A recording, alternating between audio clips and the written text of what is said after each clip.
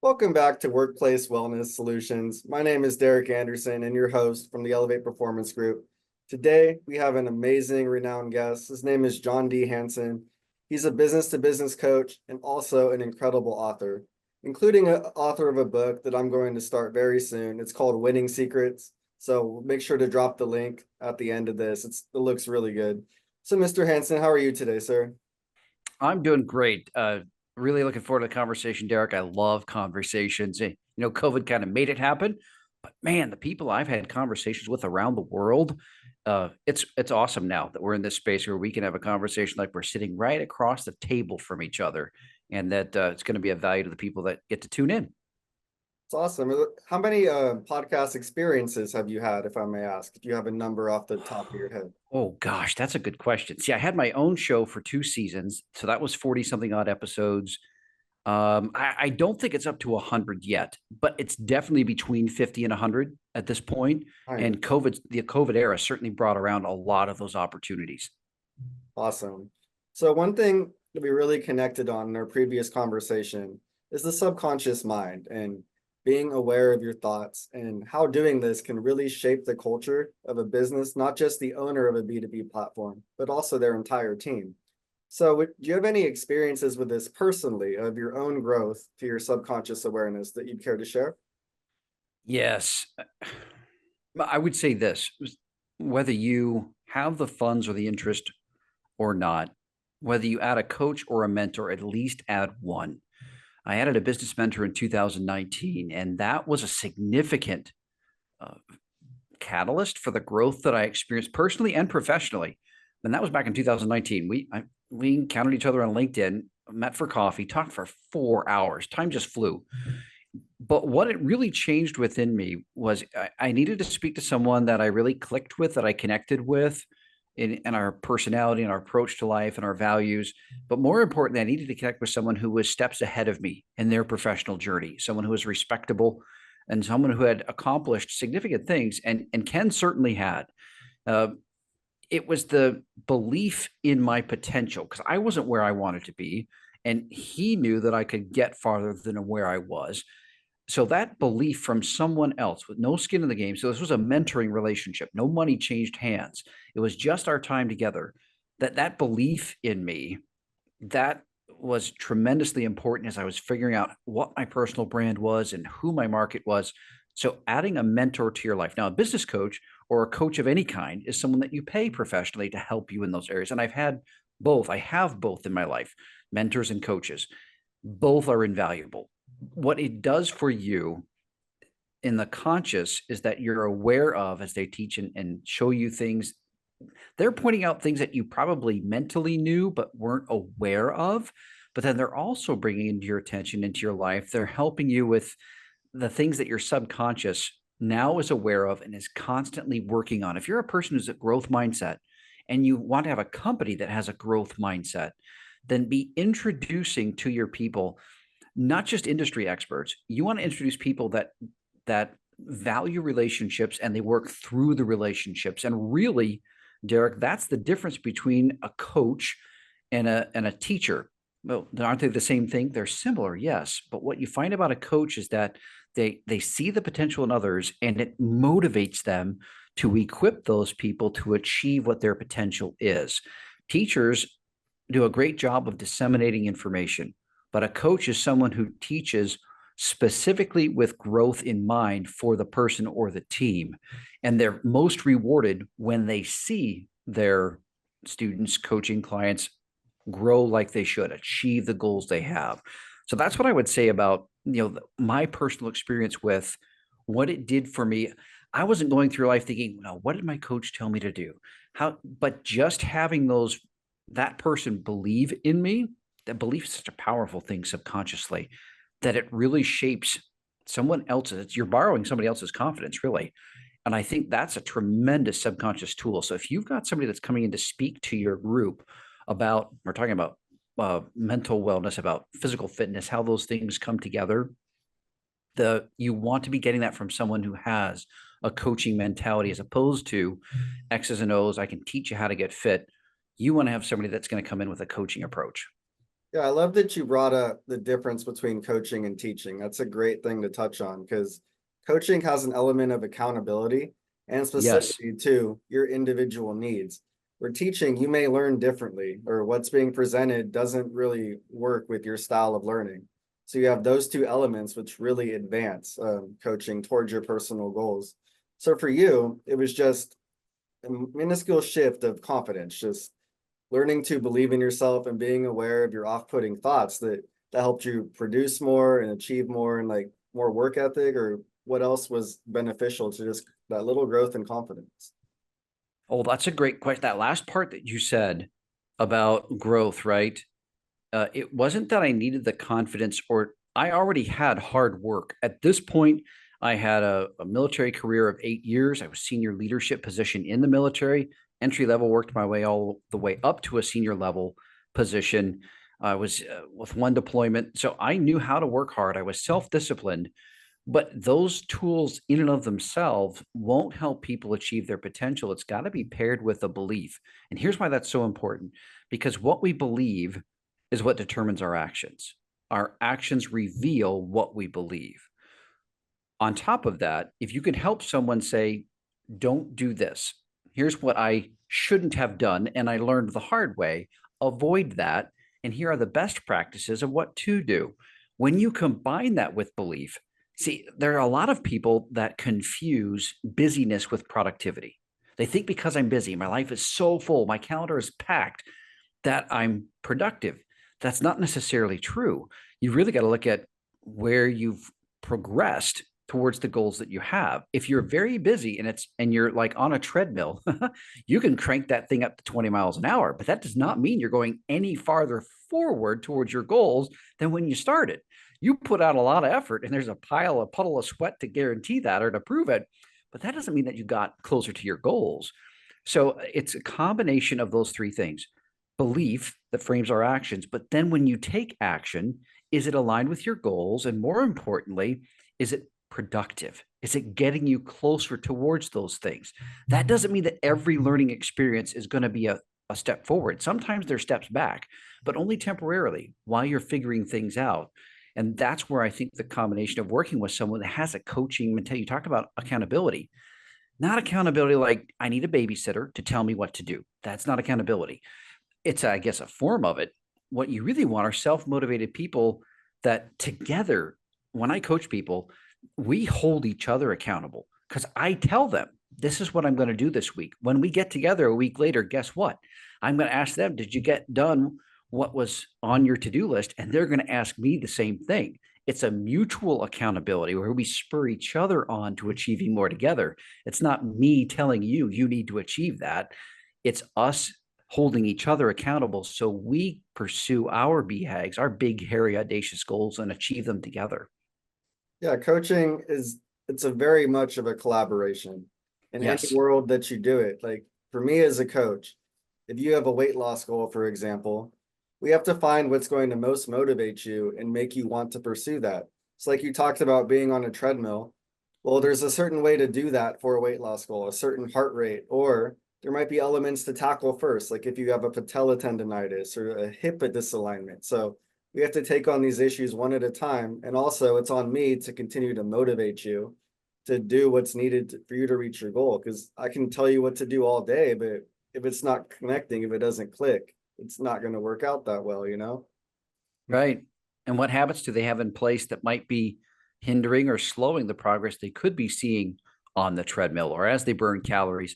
Are there things in their sleep, in their hydration, Right. in their diet that is holding them back? Like you could put all kinds of effort in, and maybe what you think burns calories is not effort related. Maybe there's things that burn calories. And I know that you know this, Derek. Oh, yeah. Maybe there are things that burn calories more effectively that aren't straight cardio. What? Yeah, I'm sure there are, based on body type, based on what you're trying to achieve. There are so many variables that it helps to work with someone that can get you there based on what your needs are and what your goals are and what your body type is and all the things that you're facing. It You really want to work with someone that can go through all those variables. Otherwise, it's a lot of trial and error and more trial than it needs to be. Yeah. like I've noticed that too. Like if I'm building a program out for someone, or actually, let me share an example from my life. So, in terms of mental health, like for me, it's never been confidence. I've always been really confident in myself, but I was unaware of the subconscious thoughts of how I talk down to myself. Like Mm, I might have an element of failure. I'm like in sports, I might miss a free throw and get upset at myself. Or business, I might work hard on a product and launch it and it doesn't perform how I want. And it's negatively talking down to myself and never fully aware of that. So mm. getting that awareness from a therapist made me realize the battle with coaching normally starts here. Like, for example, back to weight loss, if I build out someone's program, nutrition, stretching, workout regimen, everything, that can be overwhelming. And we have to start here and then incorporate one thing at a time to build that new lifestyle. You ever found that with anyone that you've worked with in business or for yourself, where if you overload them all at once, it might be kind of discouraging to them, and they might not pursue it with all that they have. Yes. When I was in the military, I learned that the different soldiers require different things in order to achieve growth and to accomplish more of what their goals were while they were in the military. It helped that I was older. So I joined the military when I was 32. So I was definitely older when I joined the Ohio Army National Guard. That was significantly helpful for me in the fact if I had joined when I was straight out of high school or college, I would not have made as good of decisions as I did when I was 32. It was harder physically, but mentally, I was far better prepared. And then it gave me opportunities to be a more effective leader because I just had more life experience. I had more maturity, and that combined with my ethical approach to leadership meant that, well, one soldier in particular was really having a hard time. And not only was deployment stressful for him, but he was also a little more gentle spirited, and he was paired with a younger leader, young leader meaning not much older than 20, Hmm. that had higher rank. But as I would have been at that age, I could have been that overbearing. And so it was actually, I could see the soldier kind of withdrawing into himself, and there was a lot of conflict on shift. And so they switched. The soldier that I was with went with the younger NCO, and they knew each other. And then I had that young soldier, and it was just my approach where we had fantastic shifts. He grew in confidence. He was a very good soldier, did his job well. We had very smooth shifts working together, but it was because I gave him trust. I eased off on the being tough and controlling, and that kind of leadership really helped. So I had to adapt and learn how to interact with others based on what their style of work was, based on their personality. And that was even in the military. Hmm. So yeah, there are ways where a coach that's perceptive on those things can work with people so that they can not only learn, but then they can grow and progress. And it takes someone that can adapt and flex to whatever that client's needs are. And adaptiveness is kind of a skill too, right? That's Yes. another part of growth where you have to figure out what that means to you as an individual. Yes. Yeah. So, my question more, let's dive deeper into subconscious thoughts. So, we both experienced this. We've talked about common ones for both yourself and I, confidence and critical self-talk. Are those things that you've seen with working with businesses and CEOs and their teams? And are there other elements that are common subconscious setbacks that you've witnessed in your career? Yes. Um, I've been strongly empathetic since I was a child, as long as I can remember, meaning that I effortlessly slip into somebody else's shoes, but it also means I'm Feel highly that attentive. emotion. Kind of, you can Yeah. kind of relate instantly to kind of what they're feeling. Yeah, I can put myself, that's why I couldn't watch certain shows or movies, even though I knew they were actors, because I was legitimately feeling their embarrassment or their pain. Like it was too much for me emotionally. So I go take another bathroom break or something and then come back later because it was too overwhelming for me. I was living out what was being pretended on screen in front of me. Well, that also means that I'm highly aware by the cues that people have on their face, on their word, on their body language, however they express and communicate. I'm really perceptive on picking that up. And so when I discovered that there are clues within those, how they communicate, of what could be going on inside their head that they're not verbally saying, I feel this way. I may act like I have it all together or use the words, but what you've probably also experienced, Derek, is that a lot of people that am I experiencing genuinely who they are, or is this a projection of who they want to be or who they want people to see them as? I know that fully well because for a good part of my teenage years and my adult life, I was constantly trying to seek others' approval and be liked. So I was a chameleon. Hmm. I was likable, but I was a chameleon because I was trying to figure out how do I, for this person in front of me, how should I be so that they will enjoy being around me? And it worked. People enjoyed being around me, but I didn't really know who I was. And that's the danger of you have now a whole team of people who are, if they don't feel, and the word is overused, but if they don't feel safe, more importantly, if they don't feel valued, that's the word I'll use. If they don't feel valued, then they're just another cog in the machine. That could be a group of 5 people. That could be a group of 500 people. What you're really wanting to encourage team members to do is to feel involved, to feel like they make a difference, that they're heard, that they're seen. And the ones that have the hardest time are the ones in the middle, meaning the managers that are responsible for a group of people and they report to someone above them. They have it the hardest because they are responsible for the ones that they're put in charge of, but then they're also responsible for results and communicating to the ones above them. And there's very little training, very little on how to do that effectively. The stress level, particularly in businesses that are either facing challenges or they're facing extreme growth. Companies that feel like they're stuck, there's that push to grow, right?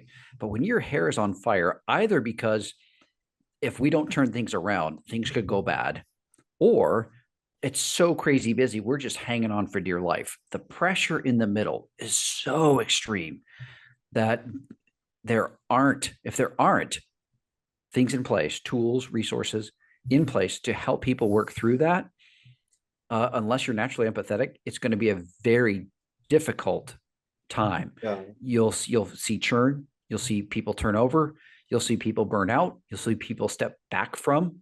They'll take a lower paying, lower responsibility job because it was too much, when all they really needed were some resources to help them navigate that space. And you know this, Derek, if someone's not taking care of themselves outside of work, then the pressure cooker of work, if it is high stress, only makes that much more difficult to work through. So the combination of both mental and physical health is so important, especially when work has high demand with it.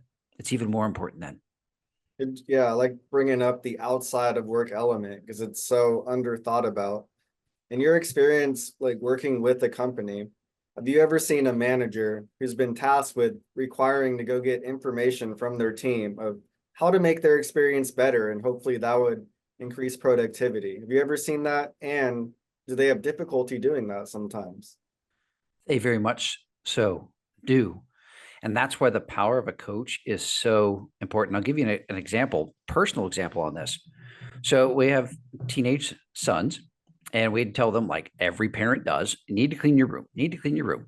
Just like seemed to be falling on deaf ears. And they would do that, but then the room would fall into disrepair so fast. It was like it hadn't even been done. It might have even been worse.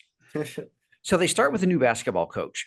And this coach's mantra was do it now. He said it literally 50 to 100 times in practice. He really wanted to instill a diligent work ethic in these young men. Do it now, do it now, do it now. He'd say it. They thought it was funny. Our children did. But here, guess what? When they came home after working with this basketball coach and we told them they need to clean their room, guess what they turned and said to each other? Do it now. And then they went and they did it now.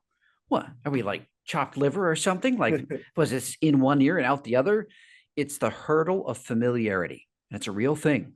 When our children heard someone else they respected saying the same thing, then it clicked.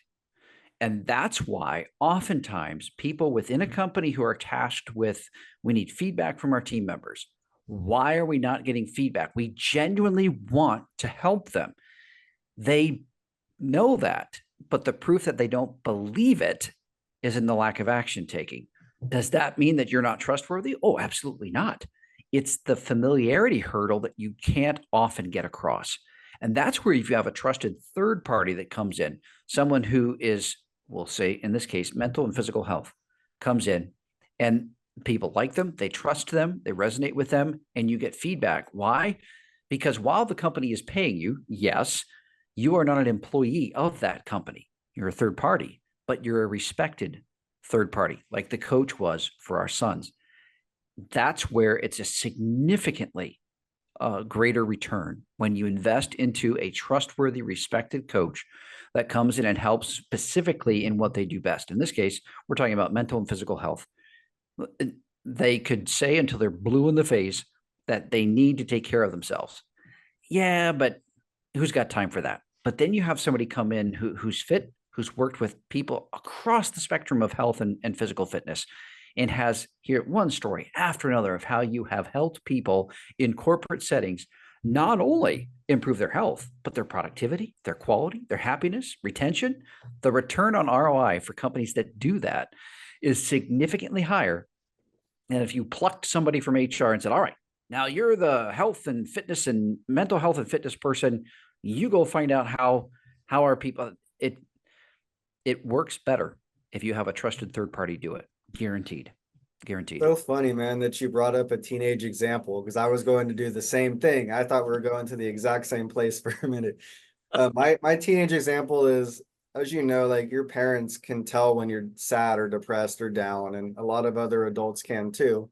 I remember being depressed, my parents, trying to ask what's wrong, but I would tell them a little bit, but not fully open up. It might have Yes. been a fear of judgment or criticism or disappointment or whatever. Like you said, when a third party comes in, especially as a specialist and a coach, you can get that information. I remember working with a company where everyone was pretty happy, but they had high stress levels and they were missing deadlines. And the reason was lack of communication amongst the team and direction. And they'd been trying to figure out for months, like what's going on, right? Well, I come in and just a short month, like one thing I do is report back to the owner, like everything I found. It's fully anonymous, so they trust Right. me.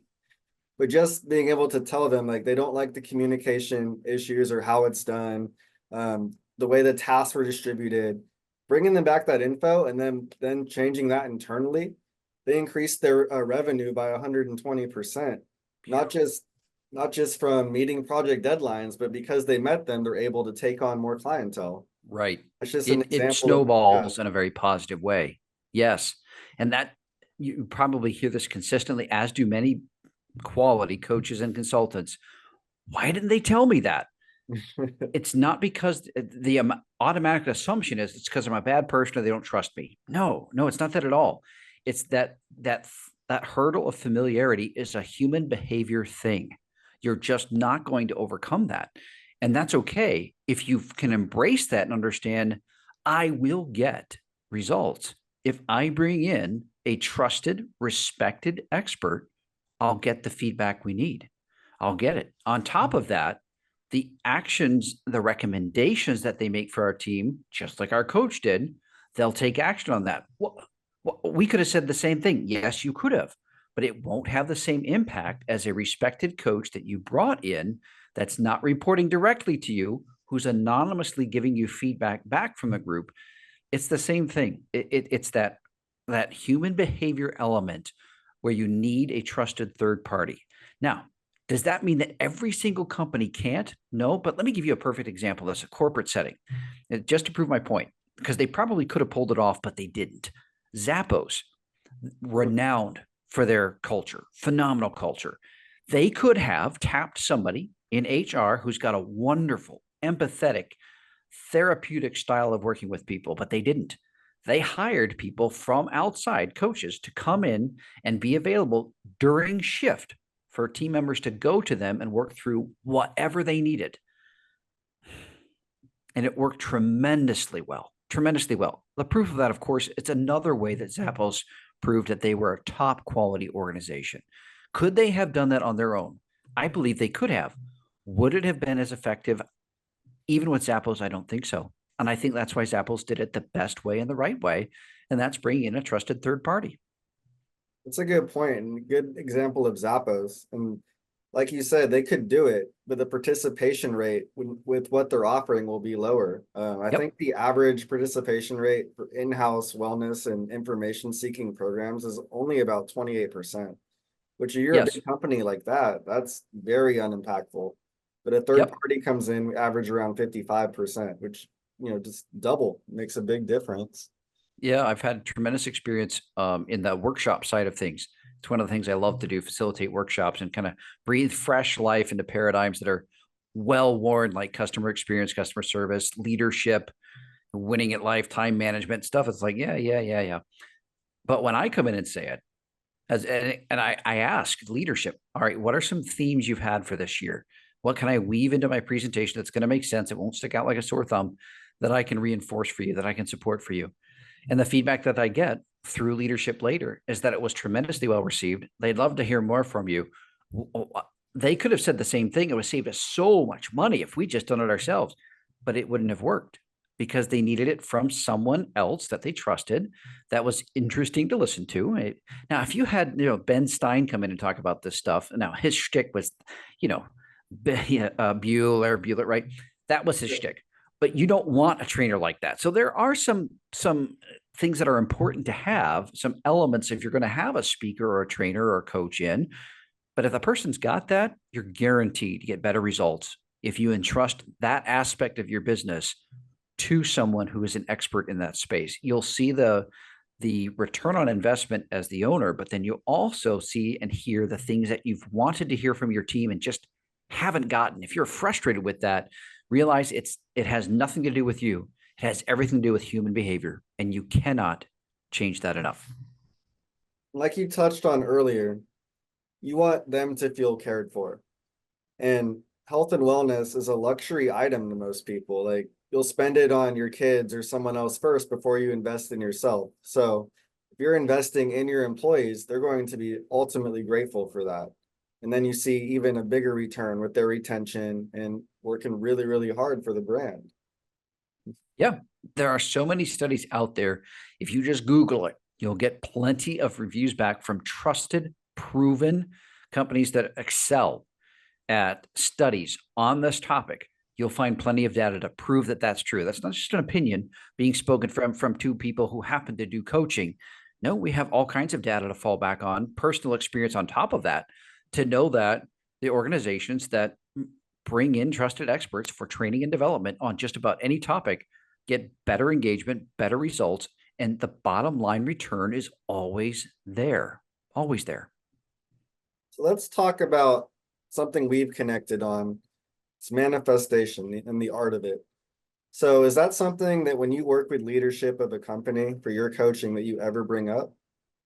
I haven't yet because it's a fairly new thing in my life, Derek. Oh, Of really? yeah, manifestation to me, I had only experienced it either through people that I thought were a little nutty, or ones that abused it for the sake of manipulating people into getting them to do what they wanted, whether it be putting more money in the offering plate or buying some course. It wasn't until I'd say within the last year that I've encountered this in a very healthy way, where people that I've built a relationship with shared with us, and not just one, multiple people, literally within the last maybe even 6 months. This has come up again and again in line with my personal faith and values. So this is not something that's like, I'm not sure if I should do this or not, of learning more and more about what I use this illustration in the book, Winning Secrets, that I wrote. And I didn't realize it was manifestation. I didn't use that title, but I give the illustration of when for real, it was a life story where I had a company car and I switched cars. Neither car was that great. My Civic that had 300,000 miles ran better than these cars. Nevertheless, the one was a Chrysler 200, nice sedan, looked nice in the shop multiple times. Then I upgraded to a newer Dodge Dart. Now, Chrysler and Dodge, I'm really not trying to knock this thing. This is just my experience. You might have had a wonderful thing. I don't want those people coming after me, but I'm just telling you, bright blue Dodge Dart. Okay. I did not have a good experience with that car either. But here's what I noticed when I switched to driving the Dodge Dart, Derek, all of a sudden, I noticed all kinds of Dodge Darts on the road. All very few are the same color as mine, but I just noticed them. Did all of a sudden all these people start driving Dodge Darts? No, it was because I was sitting behind the wheel of a Dodge Dart that I noticed more of them. That's where I realized that manifestation is not only what we see in our subconscious mind making it happen, it's also stirring our awareness so that we're open to and ready for the opportunities to come along that fit with what we want to accomplish in life. It has more to do with being ready and attentiveness and alignment than it does with constructing making something happen. Because people that think that that's what about, they'll be so frustrated because they think they still have to make it happen. That's not what manifestation is about. Manifestation is about being attuned to what we want to achieve in the future and being aware of and ready for and preparing ourselves for those opportunities to come along, for those people and those relationships and those conversations to come along. Because you could be wanting a Dodge Dart in your life, but if you're sitting behind a Chrysler 200 steering wheel, the odds of you seeing that are so much lower than if you were actually sitting behind the wheel of a Dodge Dart. That to me is my word picture for manifestation. And for those of you listening with John's Dodge Dart story, this is an exercise that you can try anytime for awareness tactics and manifestation. Is next time you're on the road, pick any car you want and just be on the lookout for it. I guarantee you'll see 3 or 4 of them within a 10-minute window. It's pretty bizarre. Isn't it though? Like, did they just materialize? No, it's awareness, isn't it? You might even see a Lamborghini if you're looking for it. It's interesting, isn't it? That's the power of the subconscious. One of the amazing things about our subconscious mind. I think people, if they just Googled the scientific power of our subconscious mind, I've had the privilege within the last year or two to be at multiple visionary summits. And one of the themes in both was about the power of the subconscious mind, about how much it processes, about how much it can accomplish without us literally even thinking about it. So the subconscious mind is extremely powerful. And that's where, coupled with healthy manifestation, it can be a wonderful, wonderful tool. There's a book, I think it was 2008 that it got really popular. It was called The Secret. Yes, And it I was, remember what you're talking about. yeah, it's just the art of attraction, basically. It's only manifesting, but there's a lot deeper to it than that. So they were trying to sell people just, believe what you're going to get and think about that and you'll get it. But it's more complicated than that. Like awareness is huge. Language is huge. The way that you talk to yourself. Yes. An example is if you say you want something or you need to do something, you're putting yourself in a bad energy, in a place of lack. So instead, tell yourself, I'm going to do this. And that little tweak in language will shift your mind state to go after it in a healthy way. And lastly, detaching from emotion. Because if you can do that, you're going to change your inner vibration to put in the effort to move you in the right direction towards what you want. Just thinking about something isn't enough to get you there. It's a whole process of growth. And it honestly took me a while to learn that. But now that I know, I really want to try to help as many people as possible. And again, that's where coaching comes into play, is progressing through these steps, because it is a journey and they are hard. They're little barriers you have to find a way over, under, or around, whatever works best for you. That's my experience with it. Do you have anything to share about your growth experience through your manifestation journey? Other than the Because dark? mine is just starting. Yeah. But what's interesting though, had the privilege to collaborate with a video marketing agency based out of New Orleans, also a visionary entrepreneur who started that and is doing remarkably well. Neat guy. Connected with him at a visionary summit, and we've stayed connected for all this time. One thing that I really appreciated was it's coupled with an abundance mindset. So a scarcity mindset said that basically your actions reveal that your beliefs are that there's not enough to go around and you've got to get as much as possible before it's gone or you lose it or somebody else gets it. That's scarcity. Abundance mindset says the pie is so ridiculously ginormous that even if I was to grow my sliver 100 times, not only could I not eat it all, there's still so massively much more left of the pie. There's more than enough for all of us. So that abundance mindset paired with looking for and being excited about what's to come. I was always an eternal optimist, but it wasn't, it was a lot of wishing. You talked about wanting, right? boy, I sure wish until I got really specific and very clear about what I was looking to experience, then maybe it happened, maybe it didn't. I don't know. If I wish to have a car, well, do you know what your car looks like? No, just anything with four wheels will do. Well, that's not specific enough. You got to dial in what model, what color, what interior, what everything you can think about of that car. Now let's take that to your life goals. How specific are your life goals? What do you want to accomplish? What would that feel like? What would be in your life and around you? What relationships would you have? What impact would you have? All of those pieces are part of this, to where Armando is the name of that gentleman that's the founder of that digital video marketing agency. And he said, you got to write a book about that, John. So in 25 or 26, I'm going to write Turn Up the Magnet. And turn up the magnet, meaning the power of polarizing clarity. The stronger we make something, the more dialed in and the more specific it is, not only the more likely are we to achieve it, but more importantly, we will repel the stuff that is not a good fit, the clutter. So if you know let's look at a bar magnet, and it's got the iron filings around it to show the pattern of magnetism, right? When you crank the energy of that magnet, it does two things automatically. One, it dramatically attracts on one end. And what does it do to the other end? It repels dramatically from the other. That's what clarity does. When we turn up the magnet in connection with manifestation, we're very clear about what we want to experience and achieve and who we want to do that with and what that looks like and feels like versus, you know, more, better, farther along. You got a lot of clutter around your magnet. You need to crank that sucker and turn it up so that you have strong clarity on what is a great fit and what is not a great fit. Thank you for bringing up clarity and being specific, because so often when people manifest, it's only visual. Even if they are getting in detail, it's mostly what does it look like? But we have more than one sense. So Yes. it's not just visual. What do you smell around you? Like if you're touching your new car, what does that feel like? What do Yes. your hands feel like being on the wheel or shifting the gear? What do you hear? And even internally, what do you feel in your heart? Combining all of those things together, align that energy and just make you feel more connected with it and more motivated to go after it. So props for bringing that up, because it's very underrated in manifesting.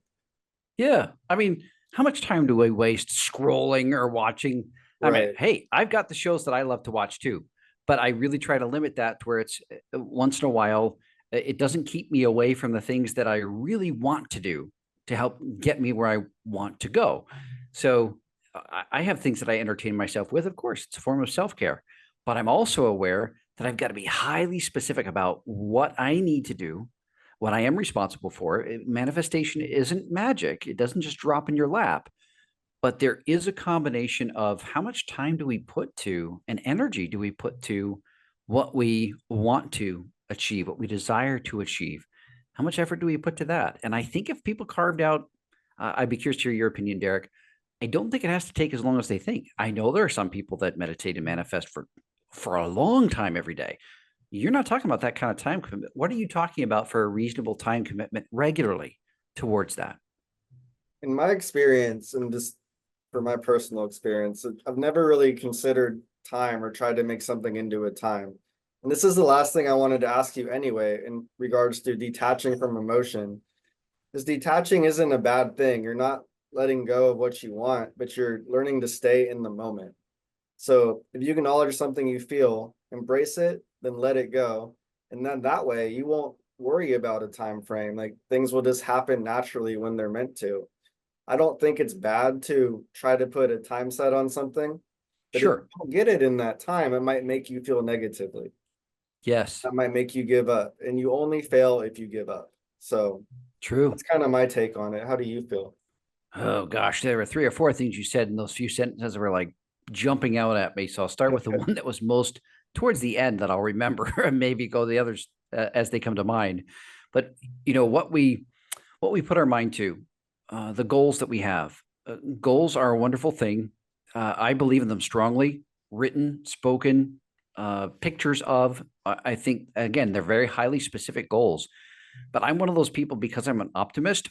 I intentionally set big, hairy, audacious goals that I don't know if I can hit them or not, but I'm certainly going to strive to hit them because it's going to encourage innovation, a healthy competition within me with myself to spur me on, to motivate me towards that. If I set a goal I know I can make, then I feel like it's a wasted effort. I already know I'm going to achieve that. I want something that stretches me, that encourages me to innovate and to collaborate with others to get there. So that's one thing that I'd say. The other thing that I'd say is that, in this pursuit of our goals, uh, I don't attach emotions to the result of it. I attach the emotions to the feeling of the learning, the process, the snapshot of where I am today versus where I was a year ago, 2 years ago, 3 years ago. There is clear progress. Now, one day to the next, it could be a day that didn't go according to plan. We all have those.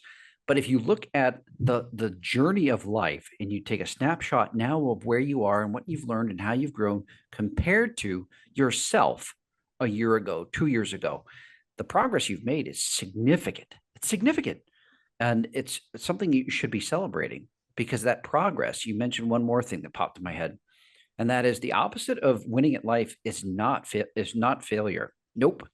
Nope. There are so many highly successful people, the ones I interviewed for my book and the ones we all know, that failure was a significant, crucial, necessary part in their journey to the high level of success that they achieved and continue to achieve. The opposite of winning at life is not failure. That's part of the necessary learning curve of what didn't work so you can figure out what does work. The opposite is giving up. That's the opposite. Right. Where you're not trying, you're not learning, you're not growing. All those words are active. ING, they end in ING. When you give up, it's so done, final. And so many people that have achieved high success, it took effort, attempt after attempt till they figured it out.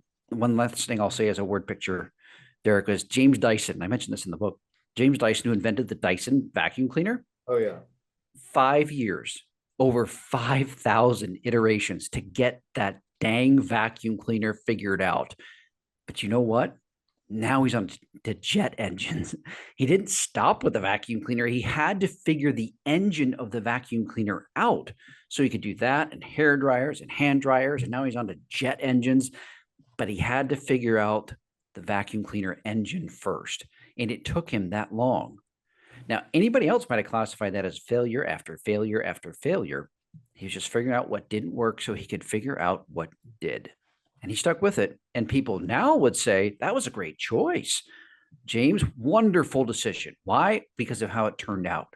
What you need to have is people in your life that will see your potential and encourage you to continue to pursue that, regardless of where it looks like now versus what they know you're capable of achieving in the future. Those are the people you need to have in your life. No skin in the game. You succeed massively, they don't make a penny. You figure things out and you take steps back. Doesn't cost them anything either. They believe in your potential, they believe in your future, and they believe in your goals and dreams that you've set for yourself. Those are the people you need to have around you. And those are the people you need to have in your organization to encourage your team to achieve their best potential, because they certainly will when they hear it from someone that's not you. Yeah, thanks for bringing up the journey, because at the end, that's really the main gift. And it's hard to really feel that or experience that until you get there. But most of the time, the experience or item you want is just physical. And when you finally get it, looking back, the real reward is everything you went through to get there. Like using James Dyson as an example. Right. After he finally got that thing figured out, that engine, that's probably when the emotions hit, looking back at the 12-hour days, 16-hour days, all the redesigns, all the trash like products he had to redo. Yeah. Looking back at that, I probably felt one of the most amazing things he's ever felt. So my advice to everybody, the sooner you can embrace the journey, the quicker you're going to be on the way to your potential destination. Yes. Yes. And what you find about people like that is when they achieve that goal, they don't stop there. Time for the next journey. How am I going to the next destination? They never settle for, that's good enough. They're always on to the next thing. And so they're always learning, always growing, always stretching themselves, always innovating and collaborating. And you're right. They would say that the journey was well worth it, even though it took some scary ups and downs and twists and turns and some pretty dark places.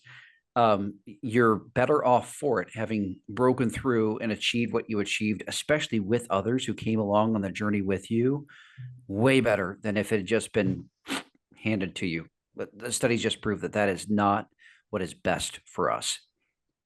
It's not the easiest, but it's definitely the best for us.